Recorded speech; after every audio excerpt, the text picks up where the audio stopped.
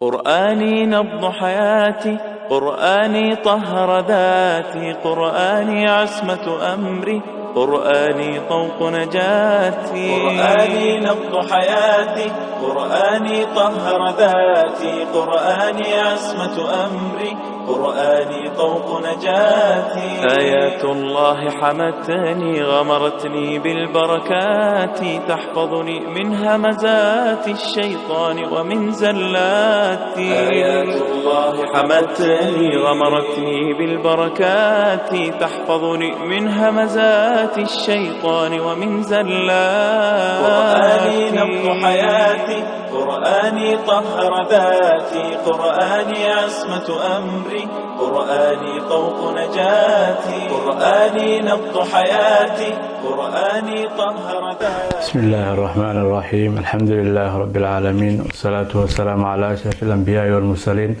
نبينا محمد وعلى آله وصحبه أجمعين.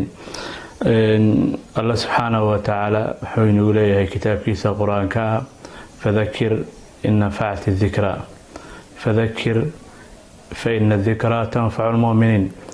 برارجي أو حسوسي أنت أي يعني واندو عقل علنتو أي وح أنفعيس مركلنا لو حوليها واند دتك مؤمنين تبحيل واندو وحيا أنفعيسا دتك مؤمنين تها كلمة ما أنت وعدين ير on رأينا نصو دتك ولا له لو ذاقو أفر الرماد بل سيدي نرشاد أنت نوليه إنه جدال لهين أرنتك اللي جدونه يقف مؤمن كأنه كدلاله وحاول الشكر إلهي إنه mahadnaqo إلهي إنه كل شكريه محايل قفك بنادم وحن نمعين وهيسه وحونا جال وهيسه ربي باسيه سمرك النمعين كاس يعني لو جبار النمعين كلو أهل النمعين كاس النقدان قوة وبركة النمعين كاس النقدان قوة الدنيا آخرة إساق أنفعه قفك مؤمن كمسلم كوحال الدنيا إنه إلهي مرول بكل شكريه أو كل mahadnaqo ونا حسوسته ونا قلبي سأشعر نفتي سنة وكل العياي نمعين كانوا هيس ربي موين عتكر إني سنسين مركا أرنك شكرين تسأل لي ماذا أو عرف وكشف قلبي وكقرة نمعذا إلهي سيين هو أديك ضاعذا ربي وحكر لنا يسوع بلنغاتك الله وبلنغاتي وأهيد لئن شكرتم لأزيدنكم الدوام ذا إذا هداد يقول شكران إما هاد نقدان نمعين كان هيستان نبوان زيادين خير كلا فربنا إذا فيليننا إذا نكون حسابتنا وذا هليسان مركا شكرين إن دائمنا mahadnaq inaan daa'ino waa arinta koowaad ee laga doonayo inta nolosha noolnahay. arinta kale labaad ee laga doonayo waxa weeye waa dhikriga Ilaahay weey waa inaan Ilaahay xusno waa inaan Ilaahay xuskiisa afka ku hayno weey maxaa yeelay dhikrigu waa nolol weey qalbiga noloshiisa weey sida malayga uu biyaha ugu nool yahay oo biyo la'aan hadii la dhigo uu dhimanayo ayuu qalbigan haduu dhikriga Ilaahay iyo xusida Ilaahay uu waayo uu dhimanaya taas marka macnaheedu waxa weeye waxa laga doonayaa in mar walba qalbigeena dhikriga Ilaahay aynu ku hayno dhikriga Ilaahay aynu ku qoyno bana laga doonayaa gaar ahaan dadka ducaada ee khayrka u istaagayo ee khayrka doonaya inay faafiyaan si kelimada ay ku hadlayaan ay saameyn u yeelatay waxa la doonayaa xiriirka Ilaahay la leeyihiin inay aad u wanaajiyaan aadna u xoojiyaan ayaa la doonayaa taas oo ay ka dhalanayso inay dhikriga Ilaahay badiyaan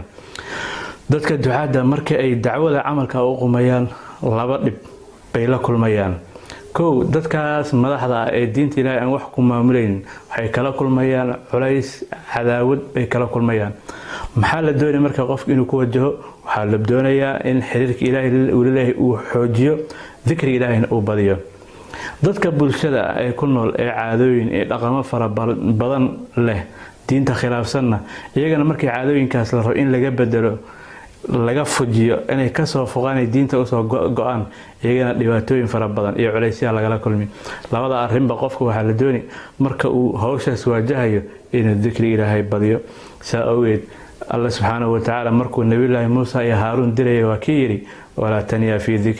ذكري يا حسكيga marna ha ka caajisina ha ka noogina ha dayicina waa kii alla u yiri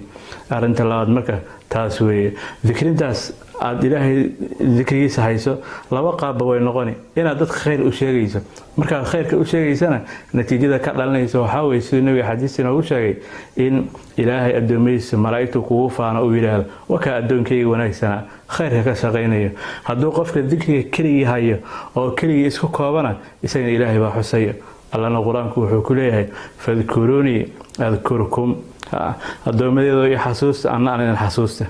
qodobka kale saddexaad waxa weeye in laga doonayo inaan la imaano waa adducaa waa baryo inaan ilaahay gacmo u horsano inaanu tusino ilaahay inaan addoomo masaakiin baahan inaan nahay alla subxaanahu wa tacaala magaciisana waxaa ka mid ah alxayy alla waa alla xishood badan wuxuu ka xishoodaa addoon isaga leeyahay oo gacmaha u horsaday inuu wax la dhigo alla waa ka xishoodaa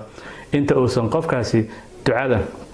in laga aqbalo uusan degdegsanin iyo inta uusan ilaahay weydiisanin wax xumaan ah iyo qaraabo goys qofka markuu gacmaha horsanayo rabbiyo uu leeyahayna saddex arrimood bay muujin midda koowaad waxay muujinaysaa cidda uu baryayo inay tahay cid weyn laba waxay yani baryada ay tusinaysaa inuu yahay qof baahan oo maskiin ah arinta kale saddexaadna waxa weeye qofka muslimka markuu ilaahay gacmaha u horsanayo wuxuu aaminsan yahay qalbigiisa ka dhaadhacsan in ducada ilaahay ka aqbalayo marka ducadana waxa weeye waa baryo inaad ilaahay tusiso maskiinnimadaada kullama baryada iyo ducada aad ilaahay baraysana ay badatahay وكلما إلهي أو كجعلاده كلما إلهي اكتساد كدواته أي نقنيسة قلبك أفراد إن اللي قدونا إن كجدا إن أنت نولنا وحاوي واستغفارته استغفارت إن إلهي دم الله في ديسنا وعبادين كواوين إسلامكو سيدا الصلاة هي حاجة مركو إلهي كهالليبا وأكيد مركو أعماش حاجة لميسان إلهي دم الله في ديسنا صلاة مركو أنتو كنانا وكان النبي قلنا أمري إلى استغفر ريسنا إلهي دم الله في ديسنا محايلي استغفارتاس دور أرماد بوي حنبارسنتهاي أرنتا كوباد وحاوي قفكان واجب كلا ساري إلا قدونا سيدا أحيد أو مصصبحين ماذا مركو أوقابي محمود درين قفك النقصان hawsha laga rabo inuu ka cagajiiday inuu sidii looga soo bixin markaas uu leeyahay rabbiyow ii dambi dhaaf arinta kale waxa weeye qofku waajibka la saaray haddii sidii looga soo baxo halkan kale waxa yaalo nimcooyin fara badan oo Ilaahay u galay nimcooyinkaasna waxa laga dooni shukrintooda iyo mahadnaqooda baa laga dooni tiin haddaad gaabiso maxay u baahan tahay in wax lagu kabida marka waxay noqon inuu qofka Ilaahay dambi dhaaf weydiisto oo kullama qofka istighfaarta uu badiyaa ولازمي خير فربضان بو إلهي سين مركا عذابكنا وأوكبت بهذا إلهينا وكيلها وما كان الله معذبهم وهم يستغفرون ما يسان أهانين كواسي الله أهل لغا سوغيا معها داد إساقد من الله فويدي سنة إنه إياه عذابه إلهي لغا سوغي مايو marka istighfaartan inaan badino ayaan laga doonayaa oo in joogtayno oo laazimno kalimadan yar oo kooban baan jeclay sadaka walaalahay inaan la wadaago ilaahina ha nagu anfaco wassalaamu calaykum waraxmatullaahi tacaala wabarakaatuh قرآني عصمة أمري قرآني طوق نجاتي